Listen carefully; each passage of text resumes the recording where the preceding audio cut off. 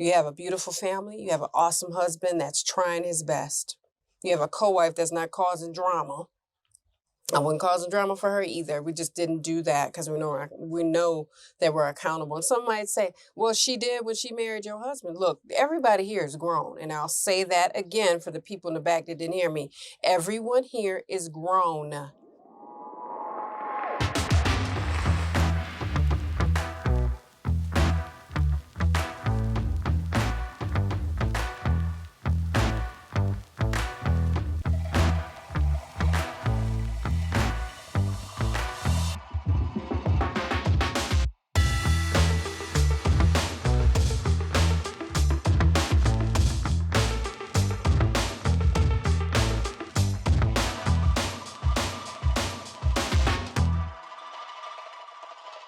Assalamu alaikum, peace. It's Fatimah, Coach Fatimah, 1/3 of Outstanding Personal Relationships and the co-author of the new book, Let's Talk Polygyny Uncensored.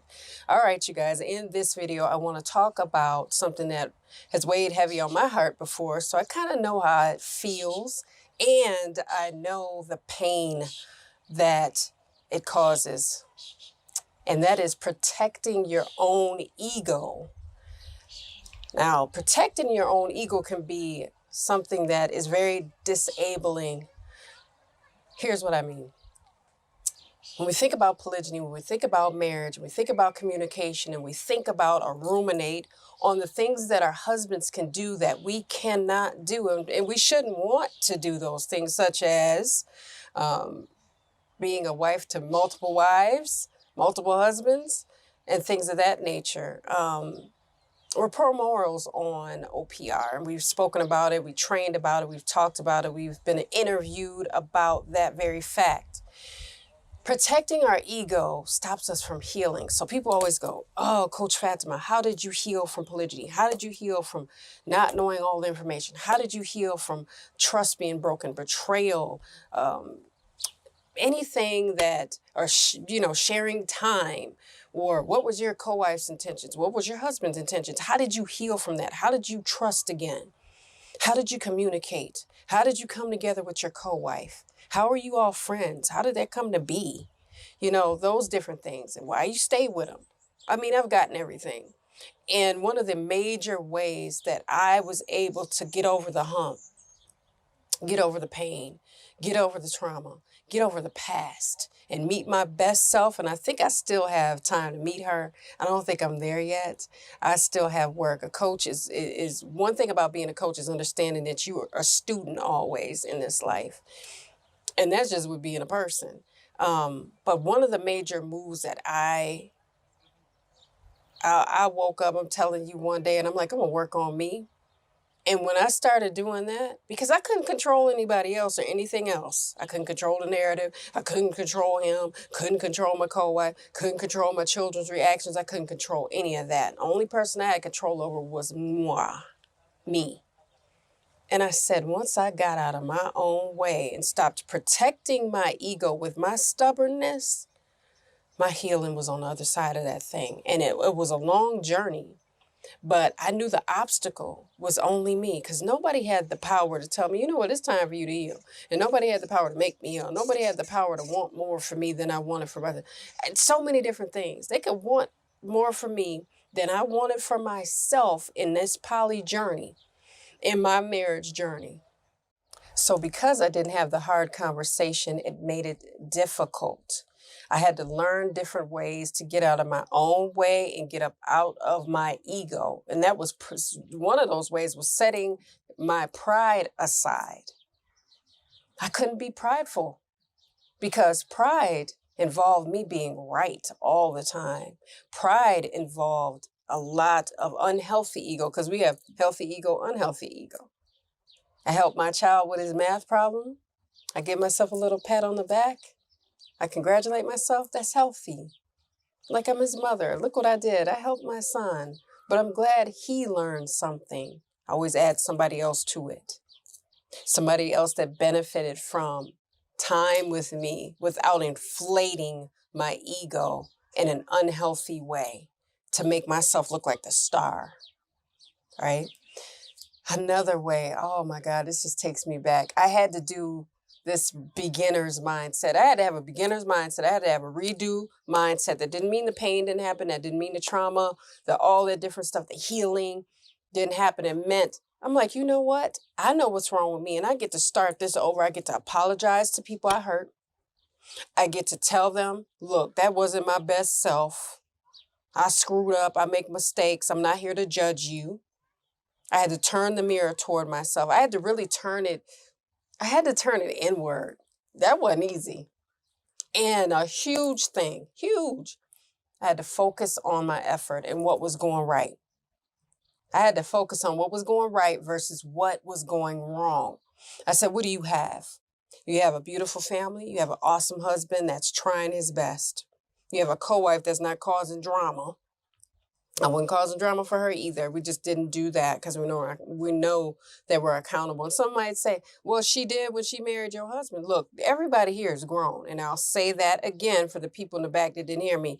Everyone here is grown. I'm married to Coach Nazir, not married to Coach Nyla. So my answers had to come here from him. And then when I was able to have a conversation with her, then I let her answer the questions that were designed to be asked to her. Assalamu alaikum. Peace. I'm Coach Fatimah, one of the co-founders of Outstanding Personal Relationships. And I'm here to talk to you about the Nourishing Fulfillment Counseling Program. What I do is help women from all walks of life obtain information in the areas of relationship wellness, emotional resilience, self-confidence, and inner discovery for best results for their future success. Growth is about implementation for best practices, for best results for your future. So the Nourishing Fulfillment Counseling Program is here for you to help you kind of weed through some of those negative thoughts of self-limiting beliefs so that you can move forward and attain your goals so that you live a truly fulfilling life. So if you want to join me for my Nourishing Fulfillment Counseling Program, be sure that you visit me at CoachFatimah.com for details and start your Nourishing Fulfillment Counseling session today. I'll see you and I look forward to working with you. Assalamu alaikum. Peace. Why did you want to practice polygyny? Why did you want to practice polygyny within this family? What attracted you? She's answered all them questions. Because see, I know BS when I see it. Same way she does. Same. That's superpower. All right? So she was super genuine. She was. And I've been around enough people that weren't genuine in my life to know when somebody is not being genuine. If she was not genuine with me, I would not be recording videos. I wouldn't be a part of OPR. There would be no OPR. If we were not genuine about what we all have went through. Couldn't do it. You can't do this work and lie. You can't. You have to do this work and be honest with yourself first and foremost before you ask for honesty from anyone else. From anyone else. Kings ain't clowns. Queens ain't clowns either. Now, we understand that we're always learning. So the major things I did was focus on my own efforts. And when somebody else did something right in my life, when they said, look, I'm trying, I don't understand, I don't know yet, or here's flowers, or here's a good conversation, or here's some answers to these hard questions, I can work with that. I can work with people that are willing, but I had to be willing to do my work. Calling yourself out. It's easy to call somebody else out on what they're doing wrong. But when you got to turn that mirror and look at yourself and say, look, you're doing this wrong. And that's what I did. I said, you're doing this wrong. Your ego's not serving you. Their stubbornness don't matter. It's hurting you. All those negative things were hurting me and hurting everybody around me. Not with this incredible intensity, but it was enough to get the people that I loved to get their attention in a negative way. In a negative way. You could sit there and not speak to somebody and you're saying so many things. I was the queen of not saying a crap. Just, I don't see you, I don't acknowledge you. I ain't got nothing to say. That is hurtful because the other person, it lead them with, I don't know what's going on.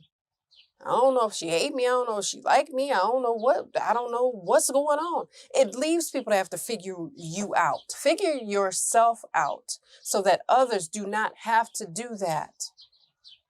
It's difficult when you're on the other side and you don't know what's going on with somebody because they won't say what's going on with them. Because they're protecting their ego. They want to remain stubborn. It didn't serve me. And it won't serve anyone else. If you want to heal in polygyny, if you want to heal in monogamy, if you want to heal, period, get out of your own way. That's sincere advice because I knew what I had to do. It's got to be ugly before it is ever beautiful. It's a wound. You're going to stay open and you fester and get infected and infect those around the wound. You wash it out. You clean it up. You patch it up. You let it have time. And before you know it, it doesn't look as brutal as it did in the first place. That's what this is about. Knowing that you can do it and having a can-do attitude. Some people have to make the ultimate decision. It don't work. Marriage doesn't work. Polygyny doesn't work. I get it. Sometimes you got to say, look, I got to work with the willing and you're not willing. Not willing to work. I got to go. I tried everything. It ain't going to happen, right? That's okay. We get that. We understand that. There's divorce, just like there's marriage. So, guys, I hope you all got some good gems from this video. If you guys are not following us on our social media, why not?